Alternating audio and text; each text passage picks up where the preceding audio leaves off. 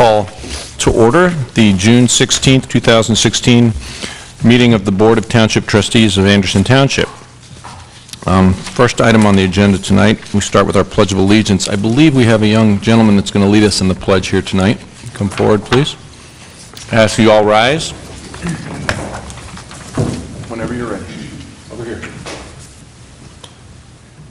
Allegiance to the flag of the United States of America and to the republic for which it stands, one nation, under God, indivisible, with liberty and justice for all. Thank you. What Boy Scout troop or Cub Scout troop are you with? Boy Scout. Which troop? Troop 694, Great. And what's your name? Austin Vaughn. Thank you, Austin, thank you so much. Motion to approve the agenda. Second. Mrs. Stone? Yes. Mr. Girth? Yes. Mr. Pappas? Yes. Presentations and recognition. Do we have anything tonight? Excellent. Okay, public forum. This is for individuals who wish to address the board. Please make your non-repetitive points as clearly and concisely as possible, limiting their comments to a maximum of 5 minutes. Speakers are asked to state your name and address for the record. Does anyone wish to address the board? I would like to. Please.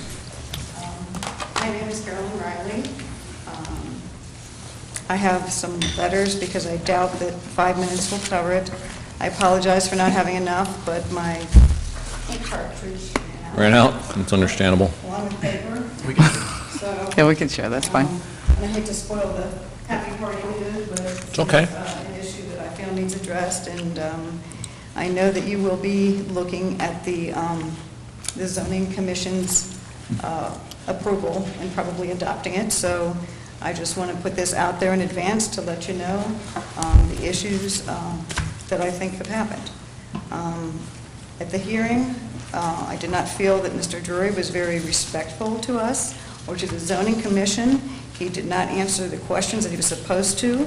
I'm asking that you do not approve or adopt this PUD because, as approved by the Anderson Township Zoning Board, because it is not in compliance with zoning law, the comprehensive plan.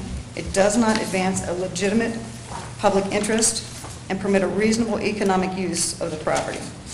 The property in question, the density and the incentives that it allow are not in the character with the existing density or the zoning district or the comprehensive plan for neighborhood B single-family residential housing.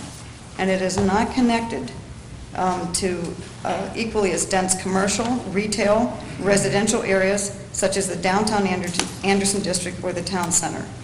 It's not a reasonable economic use of density standards whose intention is to promote the connectivity to businesses, districts, and walking residential areas in an area that is miles away from such an area. When asked by Zoning Commission Board member Mr. J. Lewis about historical approval of PUDs in residential single-family homes with lot sizes smaller than 10,500 square feet, like the 5,000 square foot lots being proposed, he got the runaround. He did not answer with a yes or no, which is what he's required to do in such a quasi-judicial proceeding. He went off on a totally irrelevant tangent and never answered the question. He has answered complex questions in detail on variances, historical zoning issues, such as the testimony on PUD 1-2015, Anderson Town Center. However, during our hearing, he publicly states, in this case, that PUD 5-2016, very flippantly, that a PUD is primarily a CUP, community unit plan, or is it a conditional use permit, which permit the same, initials. Either way, it was misrepresentation and oversimplification of the most crucial point of the zoning concerns he is being asked to clarify with respect to this PUD. B-Cup residential regulations have lot sizes that were in the minimum class of the residential zoning, 10,500 square feet. PUDs are not primarily CUPs. Unprecedented small lot sizes in residential areas based on a net density concept that the applicant requests and is motivated by profit to fit as many houses into the smallest parcel of land possible while using unbuildable sites as green or open space is not really proper. How incentives come into play or what determines density standards are not being spelled out in the zoning text. The Woodruff Crossing land deal is in question of ethics if it was brokered by an Economic Development Committee member real estate sales agent manager and integrity coach at Sipsey Klein, Mr. Jeff Rosa. He spoke on behalf of the applicant at the pre-concept hearing. And on what authority can he do that? The subcommittees must have their ideas incorporated into a zoning resolution, and such decisions are to be based on clear and non-conflicting standards that apply in each district. Mr. Drury's comments skirt the issue and demonstrates arrogance and disrespect to the board member as well as the concerned citizens present.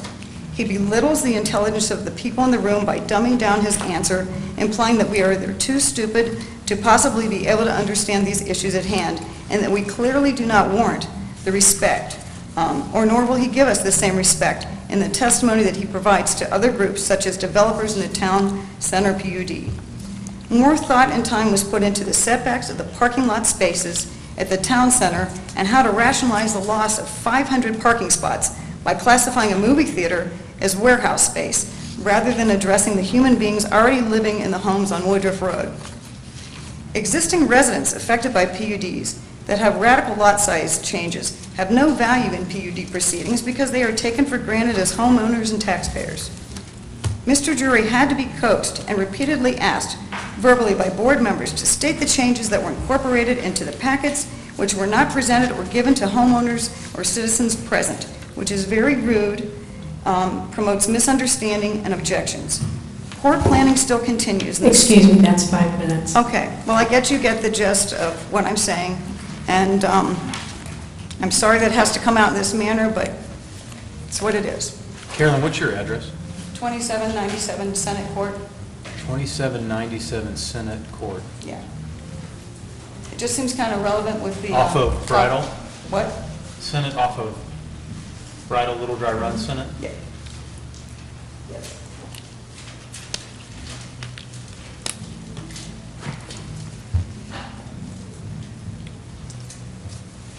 Thank you. Thank you. I'm trying to read. Because I really... You don't have to apologize. No, don't apologize. You're allowed to. You seem No, to no, be, no. you seem to be passionate. I'm trying to just I can tell you're reading. I'm just trying to read as much of this as possible before we get to public comments, or to our comments. But no, I appreciate you being here. Thank you for your comments. Okay. Anyone else wishing to address the board? I'll rush up here at once. Okay. Close the public forum and get to trustee comments. Ms. Stone? Well, I think we're going to hear about the what's next workshop from Tom, so I'm not going to mention that, but, so no comments. But thank you for your comments. Appreciate it. Nothing for me. Mr. Girth? Nothing? Nothing. Nothing. Basically, I'd just like to make sure my comments tonight will be specifically addressing the Heroin Forum we have coming up Wednesday, June 22nd at 6 p.m. here at the Anderson Center. I'd like everybody, if they could, if you find it on Facebook or on our website, please like it, share it, let everybody know about it. I'd like to make some announcements of the people that will be here. Anchor is going to be WCPO news anchor Craig McKee. Josh Girth, this guy, will be giving the welcome. Sheriff Jim Neal will be there. Lieutenant Brad Winall will be there. He's commander of RENEW, Regional Narcotics. Chief Tom Sinan will be there. He's the and Sergeant Mike Steers. They're both from the Heroin Task Force. And Harrison Chief Lindsay will be there. He's with the Not in My Backyard campaign. Will also be attended by one of the county commissioners. Dennis Dieters will be here. So this is really important. We all know that, I don't have to remind everybody, but most of the crime being committed in our area is spawned by heroin. So if you know anyone, I mean, I know there's a small group here, but it is being broadcast. If you know anyone that might be affected by this, or you think someone can get some good information about this, please consider attending. Do we have a count yet of how many people are RSVP'd? We have about approximately 55 people that have RSVP'd. We are asking that people call and make reservations simply because our theater seats 223, and we want to make sure that everyone is accommodated. Last time we had, I have to remember, a pretty full house. It was pretty full. Was it not? It was not, it was about half full. Yeah. we'd like to see every single seat, we'd like to have overflow.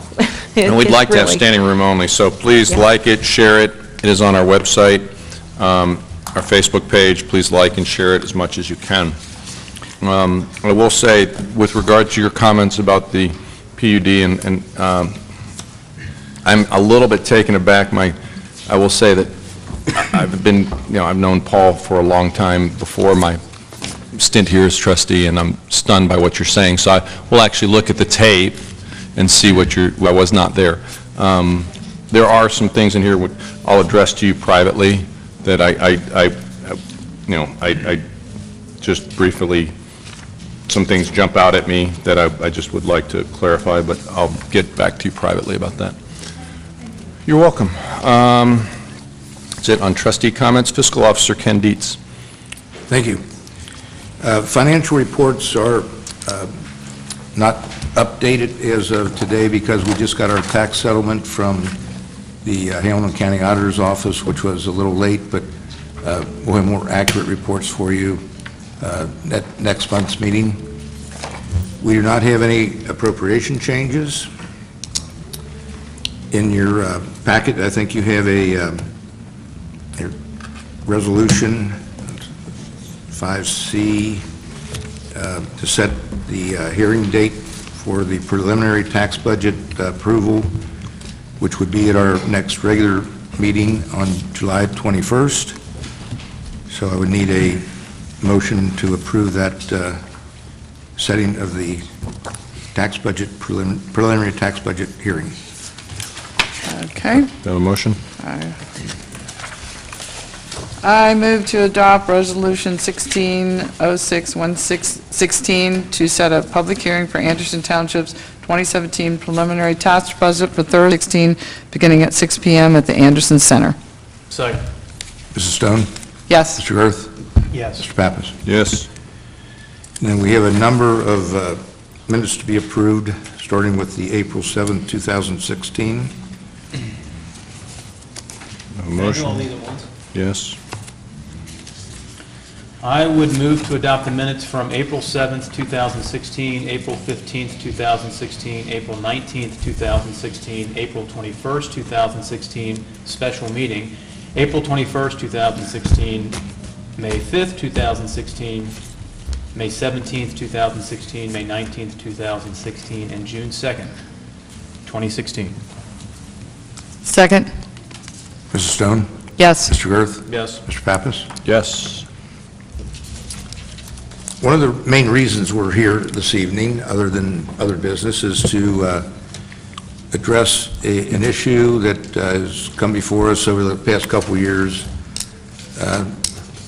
We have not had a public safety levy since 2008. The one before that was in 2000, I believe. So one public safety levy in the last 16 years.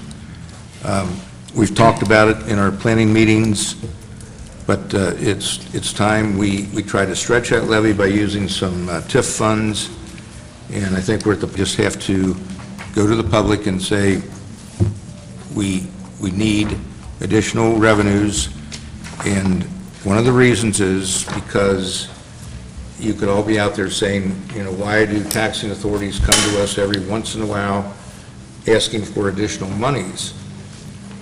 We probably wouldn't have to do that had something happened back in 1976 where property values were skyrocketing, tax levies were remaining the same, and if the value of your house went up 25% and all of Anderson Township went up 25%, you paid 25% more in your real estate taxes. House Bill 920 said no. We're in a high inflationary period. We want to make sure that doesn't happen. So most of the millage that the township collects from at that time was put in a category where if the values went up in Anderson Township by 10% or 5%, the millage would get rolled back. So in essence, it was set up that we would never receive any additional monies from those current levies. So what's happened is school districts especially have come to the public many, many times, more than they want to or should, because their revenues are not increasing. They increase very slightly if there's a lot of new construction going on, but we haven't had construction in Anderson Township over the past several years because we have a TIF program where a lot of the monies and a lot of the increase in value goes in that TIF fund, which is nice, and we use that money to help pay for public service equipment and things that we're allowed to. But only having one levy in 15 years, and like I said, we tried to use some of our TIF monies, which we are allowed to push this levy off for a year or two. But it's pretty much time now that property values do increase. Okay, we get a little bit of, like I said, new construction money, but the things that are going on is our salaries are increasing. There's no doubt about it. We try to keep our employees at a good level with salaries. Our contracts, medical, communication center, and one of the big things that's happening with our public safety area, in our public safety area, is the sheriff's contracts have increased greatly. There's still a great deal. I would not want to have our police department, have a police department, because I have some statistics here of those that do, but we had the best deal going when I first started in 1995, much too long ago, but our payments were $1 million for contracts. The county has run low on some funds, and over the past 3 or 4 years, we've had to pay for more services. It's still a great deal. We have all the backup of the Hamilton County Sheriff's Department, but that's one of the things that increased since 2008 that we were not planning on. We've had some government programs that have gone away. Tangible personal property tax has gone away. I think we have 2 different items here. And the public utility tax, not a great deal of money, but still hundreds of thousands of dollars we lost. So that has affected all our funds. And the property values in Anderson Township, going back to 2009, the assessed values have not increased. Some of that was due to the 2008, 2011 reappraisals, where the county auditor decided, and rightfully so, I guess, that property values were down across the county. So we lost a little bit of value there, and we lost a little bit of money because part of the public safety, have some inside millage that reduced, but none of the other millages went up. So we actually lost value, and as of right now, we have less value in Anderson Township, assessed value, than we had in 2009. And like I started to say, but the other parts of our expenditures have increased. There's just no way to do it unless you cut a lot of staff and cut a lot of services, which we have decided over the years we did not want to do. So we're here tonight to just say we're at the point where we're going to ask the voters to pass a levy, a public safety levy, in November. We have a number in mind, but just to give you a few comparisons, other townships,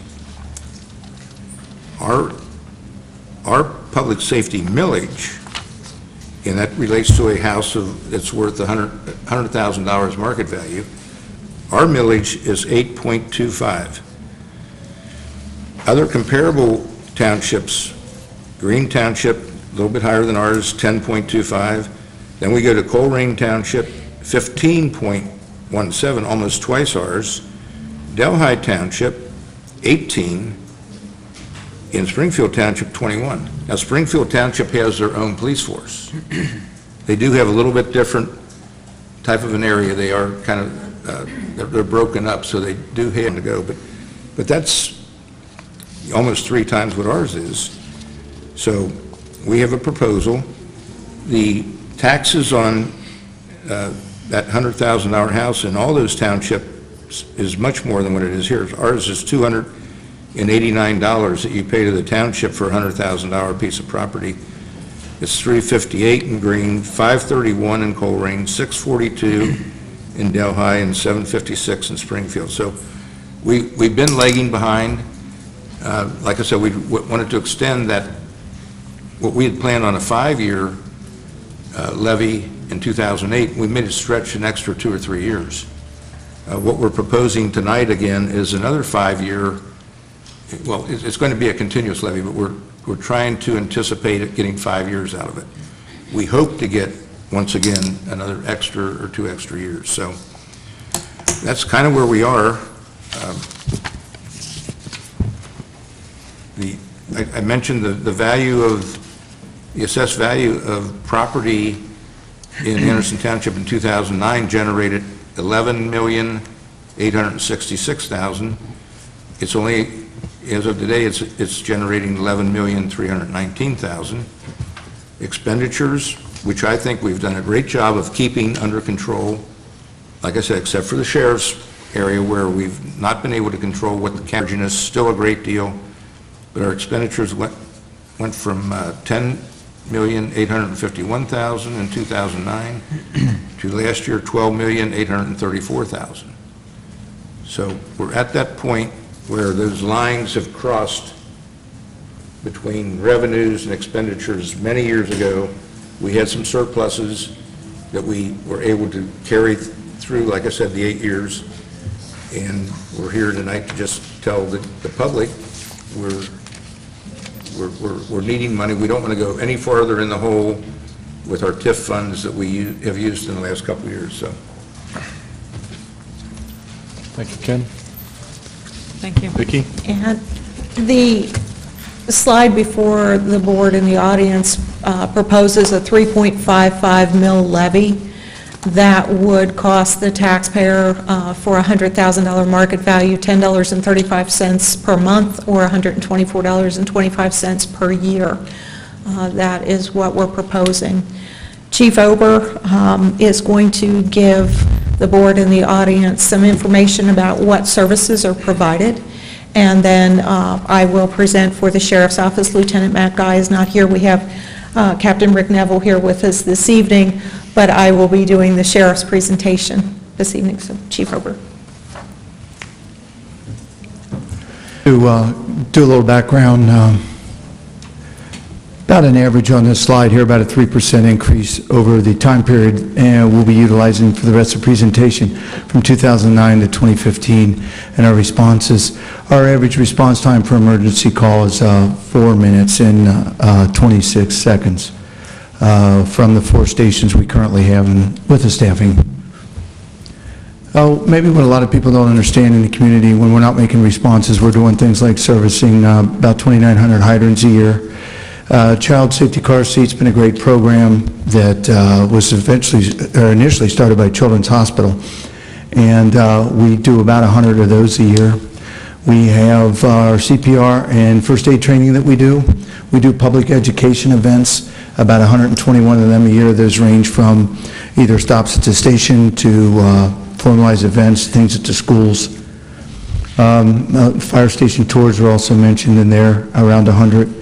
We have community assistant referrals. It's a program we started in 2015 when I think I mentioned at one of the previous meetings where we've had some issues where we get calls to responses and people need our assistance and sometimes they can't help themselves. So we put a program together with Mercy Hospital, Council on Aging, and some other folks to help us work through that.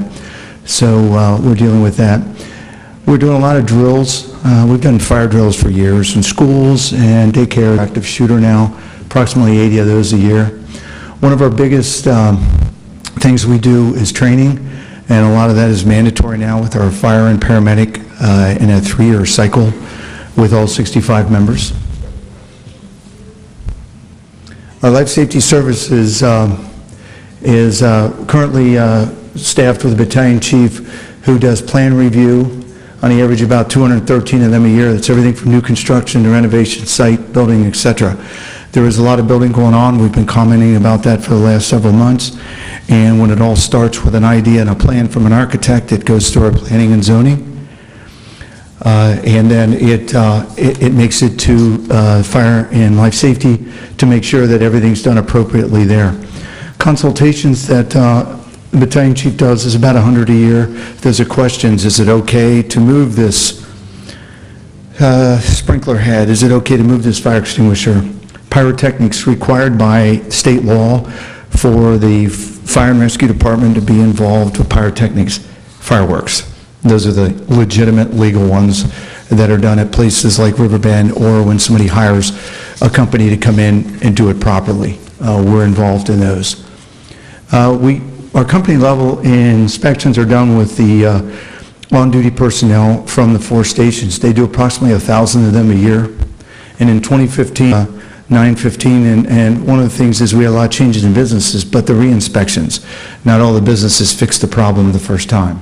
So we have to go back until we get it taken care of. Knox boxes, those are the little black boxes with the keys in. We have a special key so we can get into the businesses or residents. We do about 42 of those a year. That's making sure it's secured properly. That's one of the best programs going because it keeps us from breaking the doors down. Thank you. With regard to the Hamilton County Sheriff's Office, Mr. Dietz was talking about some townships have their own police department. Back in 2009 and 10, we engaged in a study to look at whether or not it would be more cost-effective and more efficient to create our own police department. What we learned at that time was the cost to create our own police department was going to be approximately $1.7 million more per year, because you have to have your own property room, you have to go to court, you have a lot of expenses. The biggest is the liability for law enforcement officers.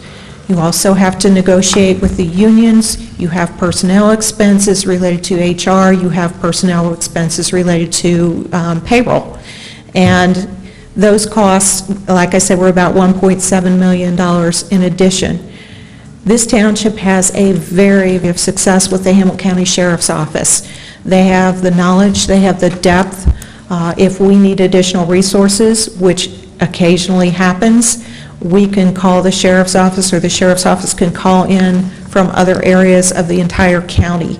They have specialized equipment, bomb squad, more things than I can name here this evening, but they're the best bang for the buck, absolutely. And even though we have had some additional costs related to changes, we are now paying for the full service for our policing, whereas in the past, we were only paying for a portion of that. We had a good deal for many, many years, and now we're paying the full cost, and that is still less expensive than starting our own department. With regard to sheriff's services, when someone picks up the phone and calls 911, there are about 15,000 responses during 2015, about 41 responses per day.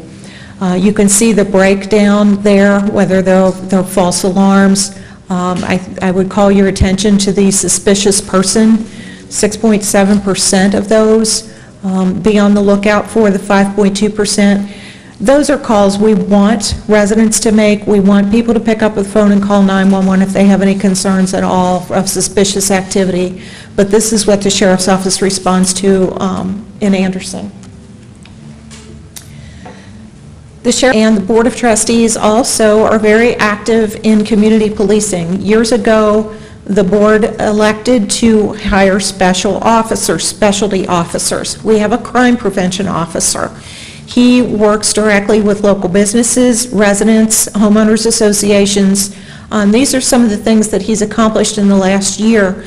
We have the Nextdoor social media platform where neighbors can talk to each other in their individual neighborhoods and share crime-related information or safety tips. We have the RAIDS online crime mapping system, community outreach network, which involves businesses, banks, churches, individual homeowners. And we are very, very proud of our Neighborhood Watch program. Last year we broke the 100 mark. We have 105 participants, which is one block watch for every 413 of our 45,000 residents. That map to the right, every blue line on there represents a street that's involved in the Neighborhood Watch program. So that has been a very effective tool for us.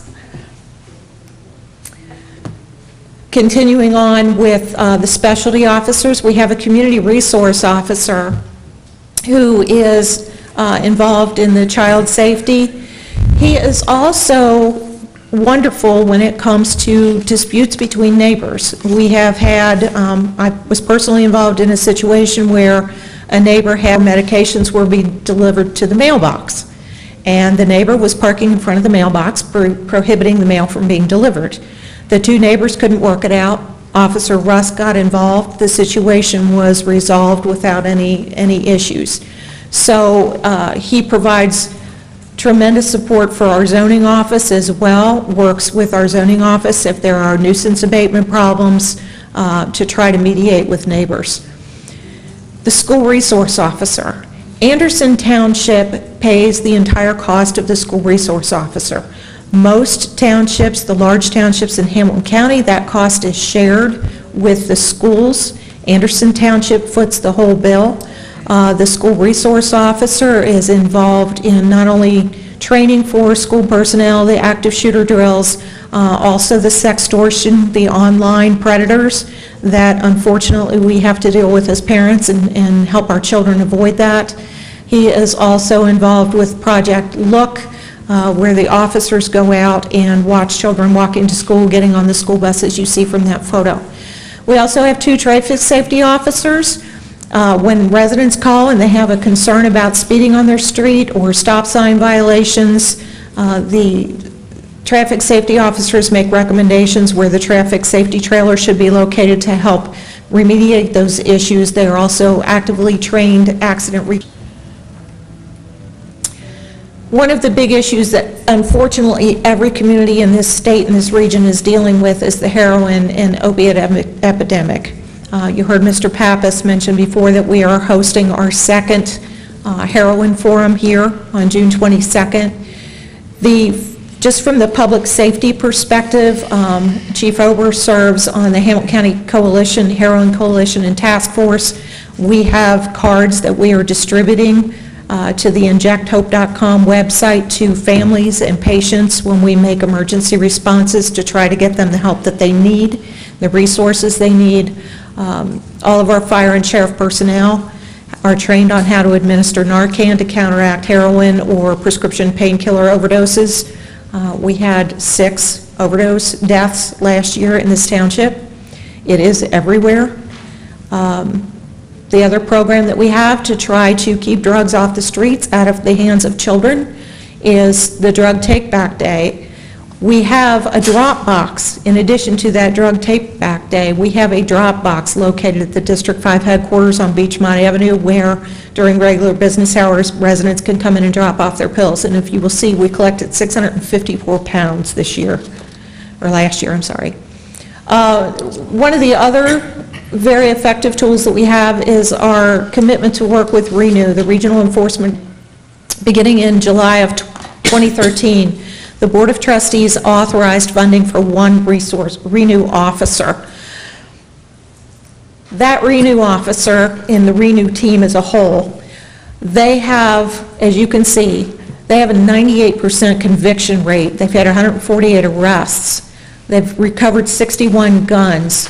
They have confiscated 18 pounds of heroin. This is all last year. 960 pounds of marijuana.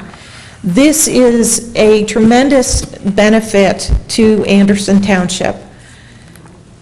If you haven't heard, and Mr. Girth led what is called the Much in Common Forum. It's a regional collaborative of elected officials and chief administrative officers from the tri-state region. And one of the things that we learned in that forum was that in northern Kentucky, the heroin epidemic is leading to hepatitis C. It's leading to HIV.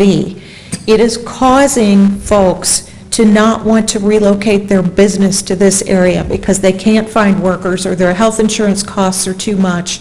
It has ramifications beyond the individual and the family that is directly impacted. So I would encourage you to join us and do everything you can to help the spread of heroin, opiates, and prescription drugs.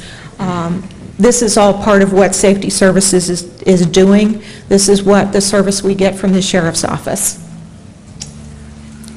That is meant to provide you with an idea of what services we currently have. We have 65 full-time career firefighter paramedics. Every one of them is a paramedic, including the chief. We also have 35 sheriff's officers serving Anderson Township. That's kind of the presentation of what services are provided for that additional cost. If you have any Thank you, questions. Vicki. So we're here to give you information tonight, as just basically in a nutshell. You've gathered a lot of it, but you know, we've taken a levy designed for 5 years, stretched it to 7, not 8, 7, somewhere in that range. And you know, the simple fact of the matter is, it is now time to address the situation. We can't keep kicking the can down the road. So we're here to give you information so that the public, if they do have any questions, now is the time to ask them, so that we can have the discussion before we decide what levy to put on the ballot. But I just wanted to, we wanted here as a board to put out as much information as we can so you guys have the answers. It seems like too many times the public says, well, we didn't know. So we want to make sure that you know everything beforehand. Thank you, Vicki. Thank you. Caruso. We're not making a motion. We have to make a motion. Oh, wait. Do we need a resolution Yeah, for that? yeah. Yes, there is a resolution. Oh, I'm sorry. Excuse me. I, Do that. yep. Go ahead. I move to adopt a resolution declaring the necessity of levying an additional tax for public safety and directing fiscal officer to certify documents to the Hamilton County Board of Elections. Second. Mrs. Stone? Yes. Mr. Girth? Yes. Mr. Pappas? Yes. Sorry about that. That's okay. Now, we'll move on. Tom? I have no Mark. report. Margaret doesn't have anything. Margaret. Good evening. Couple things from planning and zoning. The first one that I want to talk about is Anderson Township is updating its comprehensive plan. We update the comprehensive plan every 5 years. Gives us a roadmap of how the township will work in the future. And one of the most important things we're doing this year is trying to push and to encourage as much public participation as possible. With that in mind, you may have seen these signs out at different parts of the township, on our websites. It's the What's Next workshop. It's part of the comprehensive plan. It's a public, it's 2 hours on June the 21st between 6 and 8. And you will be asked to do, there will be participation. You're not going to sit at a chair and listen to people talk. The consultants and the planning department and the administration want to have a sense of what's on the mind of the public. So I encourage everyone that can make it to be out here at the Anderson Center on June 21st for this public engagement of the comprehensive plan. Are there any questions or comments? Dee, did you want to mention No, something? but that's another event that we want standing room only. I really, and no matter what age, what group you're representing, young, old, you know, anybody, please come to that event. Because we want to hear, this is what Anderson's going to look like for the next 10 to 20 years. We need your input on this, so please plan to attend. That's 2 nights in a row next week. We need you here. What time is that? I'm sorry. 6 to 8. Yeah. And like I said, you will be participating. You're not going to be sitting and watching people talk. There will be chairs and tables set up. There'll be interaction between citizens and other citizens, as well as the consultants and the administration. So it really is productive. Next on our agenda, providing for the repair and securance of a structure on land owned by Robert and Diana Herzberg, located at 6197 Turpin Hills Drive, pursuant to Section 505-86 of the Ohio Revised Code. And I think in your packets, you have those resolutions in front of you. On the board behind you, you can see This nuisance abatement has to do with a property that has been empty for a number of years. The owners of the property live outside of the state, and over the years, without maintenance, critters have gotten into their property. And you can see in the pictures in front of you the holes where animals have gotten in. So the first resolution and the second resolution have to do with securing the building and exterminating the animals that are in the house. Do I have a motion? I'll do it, I love these. I know you do. I move to adopt a resolution providing for the repair and securance of structure on land owned by Roger and Diana Hertzberg located at 6197 Turpin Hills Drive in Anderson Township, Ohio, pursuant to Section 505.86 of the revised code. Stone? Yes. Mr. Girth? Yes. Mr. Pappas? Yes. And I would also move to adopt a resolution determining existence of nuisance on land owned by Roger and Diana Hertzberg located at 6197 Turpin Hills Drive in Anderson Township, and providing for notice and remediation pursuant to Ohio Revised Code, Section 505.87. Second. Mrs. Stone? Yes. Mr. Girth? Yes. Mr. Pappas? Yes. And without any other questions, I think that's all. Tom, I have. that house is empty, right? Yes. Where do they live? Our best guess is Texas. Ugh, that figures. Actually, in Houston.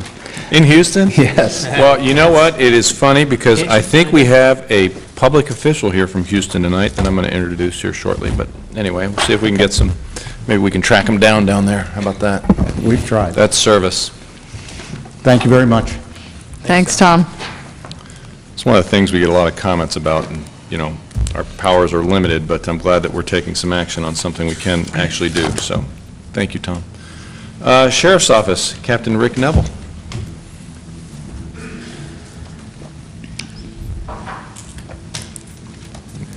Good evening. Obviously filling in for Lieutenant Guy, the OIC's enjoying, I think, Hilton Head right now. After listening to Mrs. Earhart speak on what may be coming down the line, it's kind of a little bit of ironic. Myself and Lieutenant Stapleton, our CIS commander, sat down today and kind of went over 2017 projections and our goals for the Sheriff's Department as we move forward. And one of the priorities from the CIS perspective was to get a couple more detectives assigned to Anderson Township from our unit. Right now, so you understand, we have 19 detectives assigned to CIS, which encompasses Sims, Sycamore, Anderson, the Far West, things of that nature, 187,986 residents that we contract with. Anderson Township, as it relates to, so back up, that for every detective, that's about 9,892 residents that each detective is investigating cases for. And they're up to about 300 cases a year per detective. So that is a priority we have, and certainly Anderson Township is the #1 priority as it relates to the districts we serve. So, secondly, if you saw in the news, just kind of going off a little bit of what Ms. Earhart said earlier about the other things we bring to the table. If you saw the shooting, obviously, in Harper's Point 2 days ago, or Tuesday, yes. At the time, there were 3 contract cars with Sims Township running the whole Sims area. And I watched on TV and I saw that we had probably 30 officers there from our agency helping out that obviously led to an arrest with Renew and things of that nature. And a lot of those were services that we provide to the residents that are not contract services, Renew, K-9, CIS, supervisors, traffic out that way. So it just kind of gives you an idea of what we bring to the table. And then obviously we had the SRT call out a couple weeks ago here in Anderson. Those are all things that we bring to the table that are not part of the contract, if you will. And it's our 2015 annual report is something that every day I review and I'm most proud of what we bring to the table, and from corrections to court services to patrol. So if you ever get a chance, please get on our website and take a look at the 2015 annual report, and it really will give you an idea of what we offer. So that's all I have. Thank you. Thank you. Thanks. Mr. Shelley? Only if the board has questions.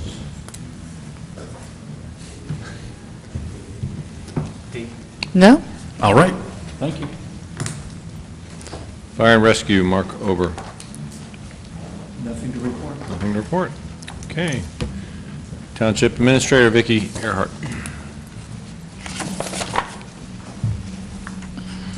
Before the board this evening, there is a resolution before you that would authorize me to execute a lease rental agreement with Lock Lord LLP. Our law director, Mrs. Comey, works with Lock Lord, and they are interested in leasing office space in the lower level of this facility. That would bring us a little over $19,000 a year. Plus, we would have our law director on site, which would be lovely. So I would recommend that the board consider this resolution before you. I move to authorize resolution authorizing the execution of a lease rental agreement with respect to 7850 5 Mile Road pursuant to Section 50511 of the revised code. Second. Yes. Mrs. Stone? Yes. Mr. Girth? Yes. Mr. Pappas? Yes. Thank you. That's all we have this evening. Before we adjourn, I would like to acknowledge there is a friend of mine, he's here from Texas, Judge from Harris County. Judge Paula Vlahakos is here. I'd like to welcome her to Anderson Township. I'm glad she missed public comments because I really didn't want to hear her speak. But welcome, Judge. With that, I'd like to remind everybody that our next regular monthly board meeting will be July 21st, 2016 at 6 p.m. Citizens should call 6 a.m. Do I have a motion?